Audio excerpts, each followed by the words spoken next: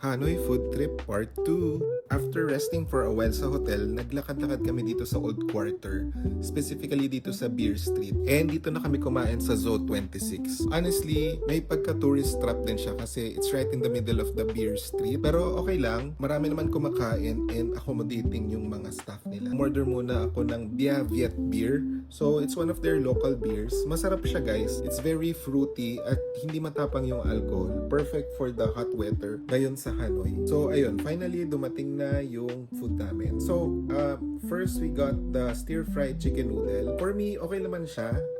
More of a Thai flavor for me. Masarap yung pagkaka-grill sa mga chicken bits niya. May barbecue flavor. The noodles were bouncy and overall malinamnam naman. It's not your usual pancit canton kasi obviously may mga added herbs na more of the Vietnamese side. Next guys, dumating na yung bun cha. So bun cha actually is originated here in Hanoi talaga. So hiwa-hiwala yung components niya. The rice noodles, the broth, pero nandun nakahalo na yung meat and then different kinds of vegetables. So the meat here is pork and it's actually grilled before mixing into the soup.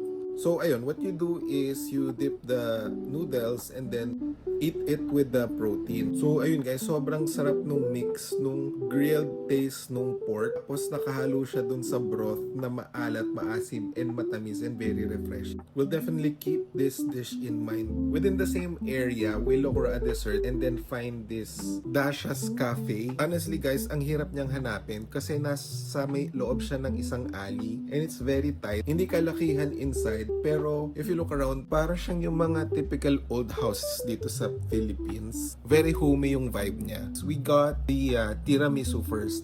Ang sarap. Kita naman sa reaction ko. May slight taste siya ng alcohol and mascarpone talaga yung ginamit nila dito. Very airy, fluffy, and hindi ganun katamis. I definitely enjoyed every bite of this dessert. So next guys, we tried their salt cream cheesecake. So first, the cheesecake was very good. It's not too soft nor was it too tough for me. And may slight tinge of citrusy taste and it perfectly balanced well with the salted cream. Definitely a great dish all over. And lastly, we got the peach soda. So, ang sarap din niya guys. For me, not too sweet and meron din siyang citrusy taste. Perfectly balances off yung mga dessert dish na kinain namin. So definitely also a must try here at Dasha's. So that's it for this video. Hope you follow for more adventures. See you!